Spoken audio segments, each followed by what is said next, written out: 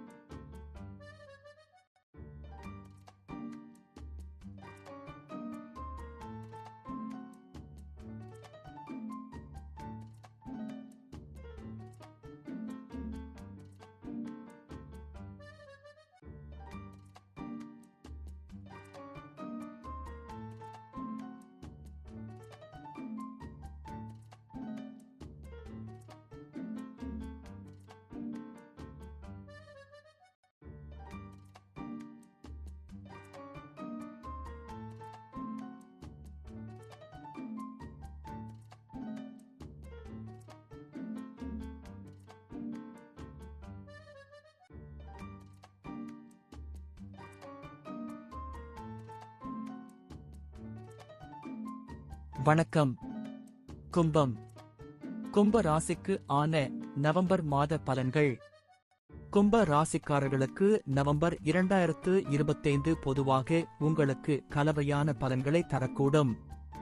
முடிவுகள் சராசரியாக இருக்கலாம் அல்லது சராசரிக்கு சற்று குறைவாக இருக்கலாம். நவம்பர் 16 வரை உங்கள் அதிர்ஷ்ட வீட்டில் சூரிய கிரகத்தின் பெயர்ச்சி தாழ்ந்த நிலையில் இருக்கும். அத்தகைய சூழ்நிலையில் இந்த காலகட்டத்தில் சூரியனிடமிருந்து அனுகூலத்தை எதிர்பார்க்கக்கூடாது. நவம்பர் 16க்கு பிறகு சூரியன் உங்கள் கர்மஸ்தானத்தில் செவ்வாய் அதாவது விருச்சிக ராசியில் இருக்கிறார்.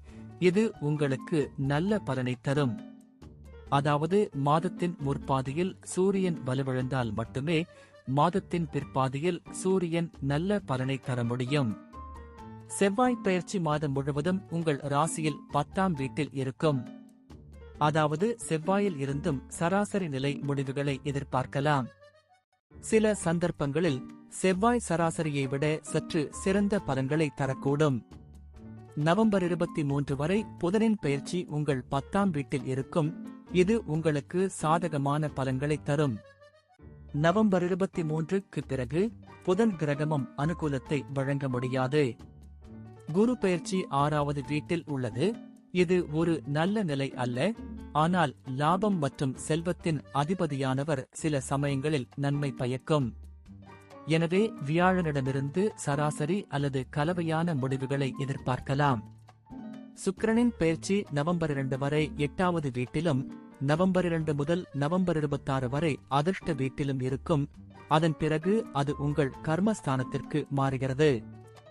அத்தகைய சூழ்நிலையில் மாதத்தின் பெரும்பகுதிக்கு சுக்கிரன் உங்களுக்கு சாதகமான பலன்களை தர விரும்புவார். சனி வக்ர நிலையில் இருக்கும். எனவே எளிதில் பொருந்தக்கூடிய தன்மையை ஒருவர் எதிர்பார்க்கக்கூடாது. ராகு கேதுவின் பெயர்ச்சியால் அனுகூலமான பலன்கள் கிடைக்கும் என்ற நம்பிக்கை இல்லை. எனவே இந்த மாதம் உங்களுக்கு கலவையான பலன்களை தரும் என்று சொல்லலாம். முடிவுகள் சராசரி மட்டத்தில் இருக்கும் அல்லது சில சமயங்களில் சராசரிக்கும் சற்று குறைவாக இருக்கலாம். ஒப்பிடுகையில் மாதத்தின் 2ஆம் பாதி ஒப்பீட்டளவில் சிறந்த பலனை தரும் என்று கூறப்படுகிறது. நன்றி. வாழ்க வளமுடன்.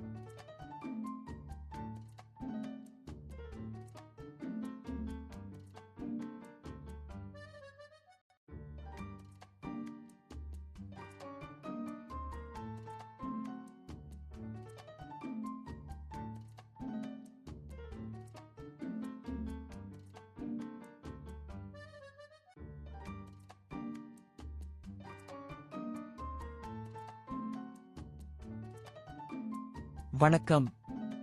மீனம். மீன ராசிக்கு ஆன நவம்பர் மாத பலன்கள். மீன ராசிக்காரர்களே, நவம்பர் 2025 பொதுவாக சராசரியான முடிவுகளையோ அல்லது சராசரியை விட சற்று மேம்பட்டதாகவோ இருக்கலாம். நவம்பர் 16 வரை சூரியனின் பெயர்ச்சி உங்கள் 8வது வீட்டில் இருக்கும். இது ஒரு சாதகமான சூழ்நிலை அல்ல. நவம்பர் 16க்கு பிறகு சூரியன் உங்கள் அதிர்ஷ்ட வீட்டில் இருக்கும். இங்கிருந்து சூரியன் உங்களுக்கு சராசரி நிலை முடிவுகளை தர முடியும்.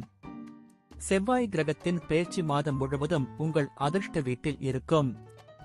அதிர்ஷ்ட வீட்டில் செவ்வாய் பெயர்ச்சி நல்லதாக கருதப்படாவிட்டாலும், உங்கள் சொந்த ராசியில் இருப்பதாலும் குரு பார்வையில் இருப்பதாலும் செவ்வாய் கிரகத்தில் இருந்து கலவையான அல்லது சராசரியான பலன்களை எதிர்பார்க்கலாம்.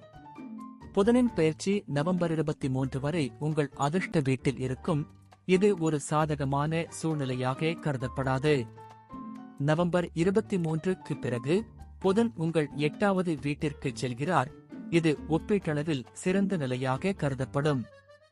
குருவின் பெயர்ச்சி இந்த மாதம் உங்களுக்கு சாதகமான பலன்களை தரும். ஆகஸ்ட். சுக்கிரனின் பெயர்ச்சி நவம்பர் 2 முதல் நவம்பர் 26 வரை 8வது வீட்டிலும், அதற்கு முன் 7வது வீட்டிலும், நவம்பர் 26க்கு பிறகு அதிர்ஷ்ட வீட்டிலும் இருக்கும். இத்தகைய சூழ்நிலையில் பெரும்பாலான நேரங்களில் சுக்கிரன் உங்களுக்கு சாதகமான பலன்களை தர முடியும்.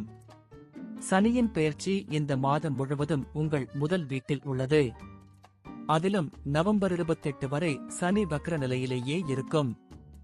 இந்த எல்லா காரணங்களாலும் சனியிடம் இருந்து சாதகமான பலன்களை எதிர்பார்க்கக்கூடாது. ஆனால் குரு இந்த மாதத்தில் சனியின் மீது வலுவான செல்வாக்கை கொண்டுள்ளது. எனவே சனி உங்களுக்கு கலவையான முடிவுகளை தரக்கூடும். ராகு கிரகத்தின் பெயர்ச்சி இந்த மாதம் உங்களுக்கு சாதகமான பலன்களை தருவதாக தெரியவில்லை. ஆனால் கேது கிரகத்தின் பெயர்ச்சியால் நீங்கள் சாதகமான பலன்களை எதிர்பார்க்கலாம்.